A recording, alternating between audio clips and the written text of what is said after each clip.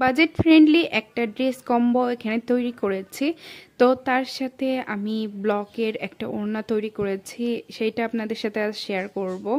তো এর আগে আপনারা দেখেছেন আমি একটা প্লাজো তৈরি করেছিলাম ব্লক প্রিন্টের, আর সেটা কিন্তু নর্মাল একটা গজ কাপড়ের জন্য, নর্মাল একটা বাটিকের গজ কাপড়কে লেস দিয়ে এত সুন্দর করে আমি বানিয়ে নিয়েছি। আর তার সাথে একটা ওড়না তো লাগেই, আর এই ওড়নাটা আজকে আমি তৈরি করছি। নর্মাল একটা ওড়নাকে কত সুন্দরভাবে ফুটিয়ে তোলা যায় ব্লক প্রিন্টের মাধ্যমে, সেটা আজকে আপনাদের সাথে শেয়ার করি।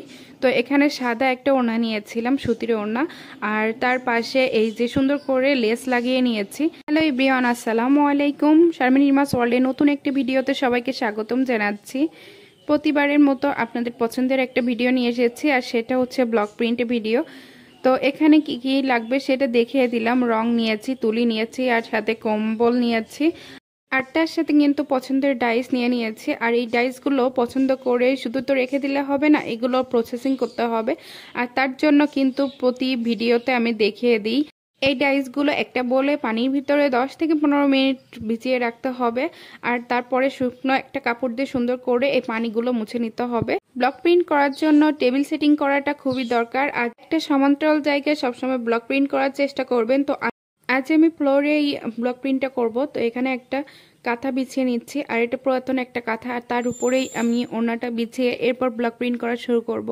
কামিজ এবং সালোয়ারের সাথে কিন্তু কালার কন্ট্রাস্টটা রেখেই আমি এখানে রংটা তৈরি করে নিয়েছি।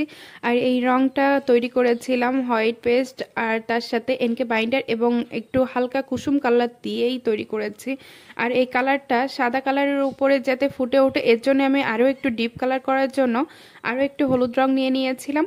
তো একটু প্রথমে হয়তো বোঝা যাচ্ছিল না ক্যামেরায়, কিন্তু সামনাসামনি এই কালারটা দেখতে কিন্তু অনেক বেশি ভালো হয়েছে। সাদা কালারের উপরে সবসময় ডিপ কালারেরই ভালো লাগে, কিন্তু আমি যখন এটা করছিলাম প্রথমে মনে হচ্ছিল যে এটা মনে হয় ভালো লাগবে না, এই রংটা এর উপরে ফোটেনি। তবে পুরোটা রং করার পর এতটা ভালো লাগছে।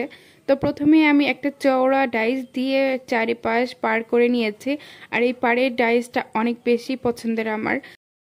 ওড়না কিংবা শাড়ি আঁচলের দিক দিয়েই ব্লক প্রিন্টটা শুরু করলে খুব তাড়াতাড়ি কিন্তু কাজটা শেষ হয়ে যায়, এবং কোথায় কোন ডিজাইনটা দেব খুব তাড়াতাড়ি তৈরি করা যায়। তো এখানে আমি একটা ডাইস দিয়েছি লম্বা, যেটা সেটা কিন্তু সালোয়ারের সাথেই আমি এখানে মিল রেখে তারপরে দিয়েছি। আর এই ডিজাইনটাই সালোয়ারে অনেক সুন্দর ফুটে উঠেছে, আর তার পাশে বুটি বুটি একটা ডিজাইন দিয়ে দিয়েছি, ছোট একটা ডাইস। এই কিউট ডাইসটাই কিন্তু সুন্দর দুই পাশে পাতার মতো হয়ে আছে। পরপরে এখানে দুইটা লাইন দিয়ে দিচ্ছি লম্বা ডাইস দিয়ে, এরপর ছোট ওই ডাইসটা দিয়েও কিন্তু এভাবে পাতার মতো ডিজাইন দিয়ে দিচ্ছি। আর এটা আপনাদের কেমন লেগেছে অবশ্যই কমেন্ট করে জানাবেন। আর যারা এখনো পর্যন্ত ভিডিওটা দেখছেন প্লিজ লাইকটা দিতে বলবেন না। ওনার এক সাইডের পার্ট যেভাবে করেছিলাম আরও এক সাইডে ঠিক একই রকম করে নিচ্ছি। তো এরপর প্রথমে যে চওড়া ডাইসটা দিয়ে আমি কাজটা শুরু করেছিলাম, সেই চওড়া ডাইসটা দিয়েই এখানে ডিজাইন করে নিচ্ছে। ওনার যে কোনো ব্লক প্রিন্টের ভিডিও যখন আমি শেয়ার করি তখন আপুদের কমেন্ট আসে যে আমি ওড়নাতে কতটুকু কাপড় নিই। আজকে তো আমি একটা এক কালারের সুতির একটা ওড়না নিয়ে নিয়েছিলাম, আর এই সুতির ওড়নার ভিতরে কিন্তু স্ট্রাইপের একটা ডিজাইন ছিল। তো এটা ছাড়াও যখন আমি গজ কাপড় দিয়ে ওড়না তৈরি করি, ওই ওড়নার পরিমাপটা আমি বলে দিচ্ছি। 2.5 গজের মতো আমি কাপড় নিয়ে থাকি, আর সবসময় কিন্তু আমি পেক্সি ভয়েলের কাপড়ের উপরেই ব্লক প্রিন্টটা করি। অনেকেই প্রশ্ন করে থাকেন যে সুতি কাপড়ের উপরে শুধু ব্লক প্রিন্ট করা যায় কিনা। সুতি কাপড়ের উপরে ব্লক প্রিন্টটা সব থেকে ভালো হয়, কিন্তু অন্যান্য কাপড়েও কিন্তু ব্লক প্রিন্ট করা যায়। এমনি সিল্কের কাপড়ের, আমি লিলেনের কাপড়ের উপরে করেছি, তার সাথে জর্জেট কাপড়ের উপরেও করেছি। তো আপনারা আপনাদের পছন্দের মতো কাপড়ের উপরে ব্লক প্রিন্ট করে নিতে পারেন। তো এখানে আমি পুরো ওড়নাতে সালোয়ারের যে বুটি বুটি একটা ডিজাইন দিয়েছিলাম, সে ছোট্ট কিউট ডাইসটা দিয়েও কিন্তু সারা ওড়নাতে ছিটিয়ে একটা ডিজাইন করেছি। তো আপনাদের এই পুরো ওড়নাটা কেমন লেগেছে অবশ্যই কমেন্ট করে জানাবেন।